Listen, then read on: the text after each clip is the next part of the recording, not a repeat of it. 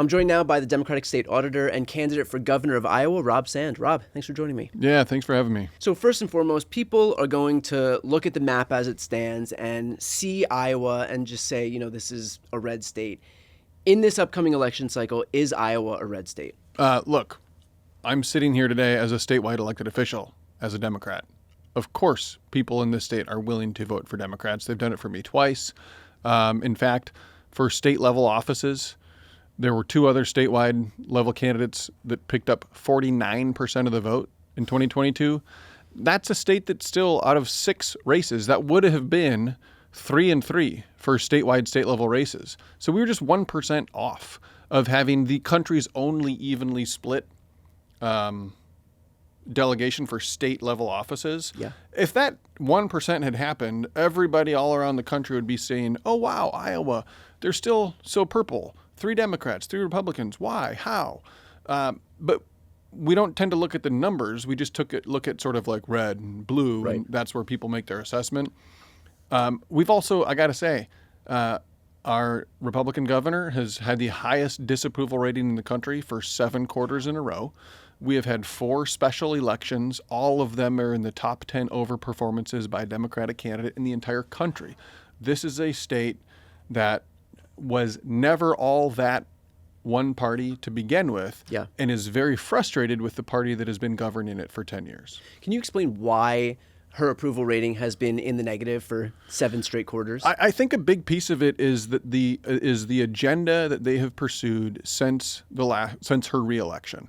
A school vouchers program that is massively expensive and has no oversight for how these tax dollars are spent by private schools. Right, and this is the same project that we've seen come out of Texas, come out of Yes. all these states where they just basically want to privatize education and funnel public dollars into these private entities. Yeah, and with no public oversight of public money. I want public oversight of public money, right? Yeah.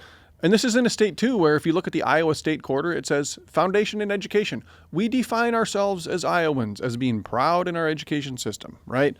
And instead, they're undermining it. So that has people upset.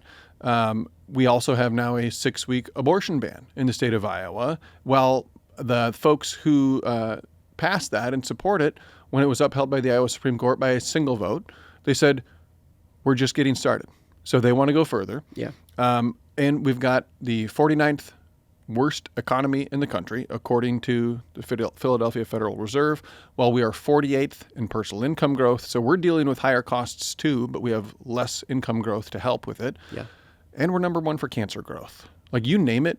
And we didn't even get into this, right? I've been elected and reelected as state auditor.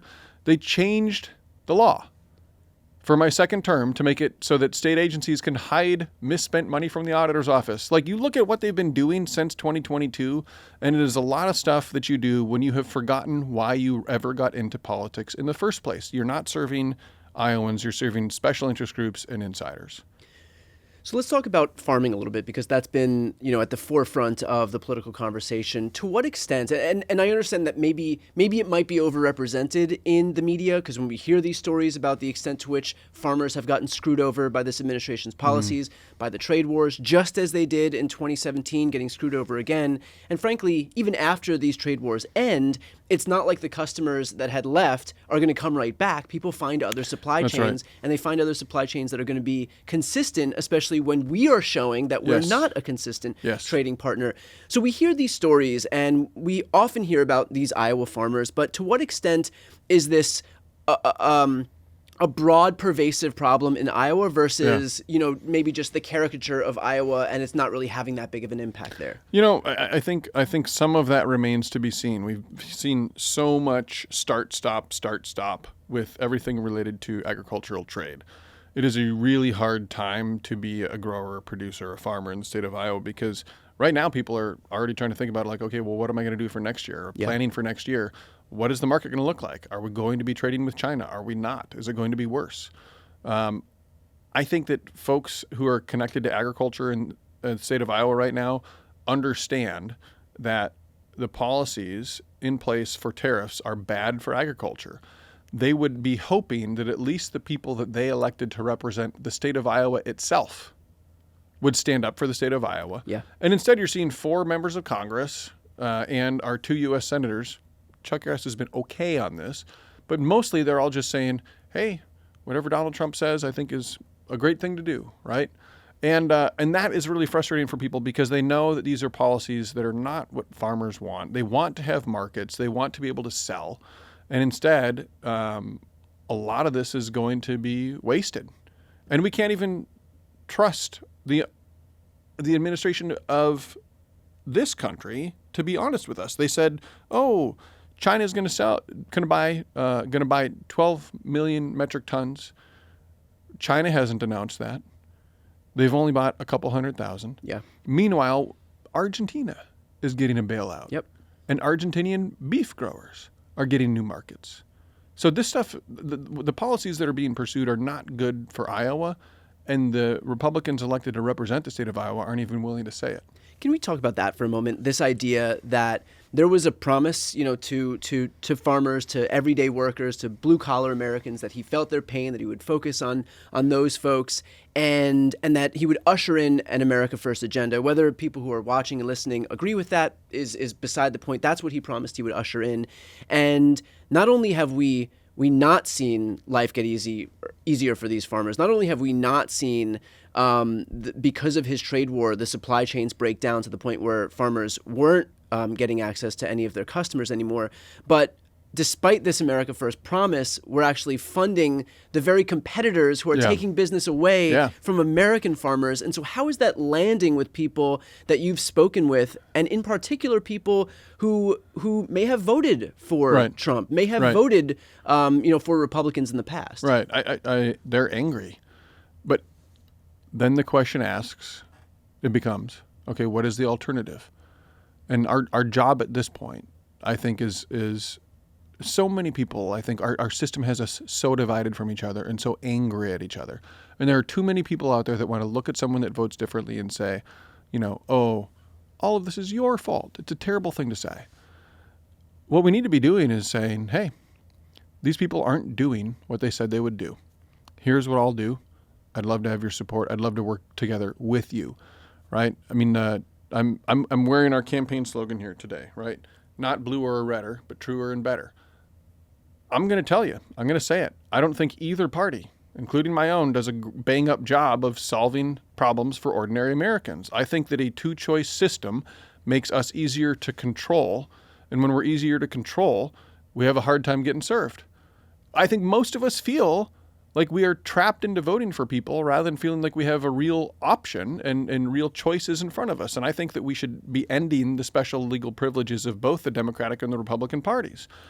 I think we need to show that there's a new way and a better way of doing things in the state of Iowa. We've actually been a leader on good government reforms in the past. First state to have a nonpartisan redistricting commission. First state to have merit-based judicial selection. These are sort of nerdy things, but at the same time, they're things that Iowans looked at because we said, politicians, they need to have some guardrails up around what they can do. We should limit their power because we know what happens when too few people have too much power for too long, right? Power corrupts, and absolute power corrupts absolutely. In terms of what your pitch has been to voters out in Iowa to that exact point, what do you say to them? And in particular, what do you say to people who may not have voted for Democrats in the past, who, because of recent events, may be open to it now? I did 100 public town halls, and the what I was just talking about, the brokenness of our political system, is something that has motivated my work for 15 years as state auditor, going after corrupt public officials, but also prior to that as the chief public corruption prosecutor in the state of Iowa. The political system works mostly to protect the people who are in it, not to serve ordinary people. Yeah. That is my pitch. Am I a Democrat? I have to pick one. We have a political system in Iowa that literally, if you're an independent voter, you don't even get to vote in primaries. So I was an independent voter when I first registered to vote. When I registered as a Democrat to make it so that I could participate in a primary, I didn't leave my independent mind behind. I think for myself. And I want to have a system where we can feel like we are Iowans first, right? That we are Americans first. That we are not just stuck into voting for one team or another when we feel like that team at the end of the day doesn't really do a lot to address the issues that we're facing in our lives. And literally, we're sitting here, it's Thanksgiving week. So many political leaders in this country, in both parties, are happy to make us hate, right, our family members who vote differently than us, if that means that it is easier for them to get reelected. Right. That's wrong. Rob, for folks who are watching, listening right now, how can they help your campaign? robsand.com is where you can go to donate or sign up to volunteer. We'd love to have your help. Great. Well, I'm going to put that link right here on the screen and also in the post description. For people listening on the podcast, it'll be in the show notes. Rob, best of luck in the campaign trail. Thanks for taking the time today. Yeah, thanks for having me.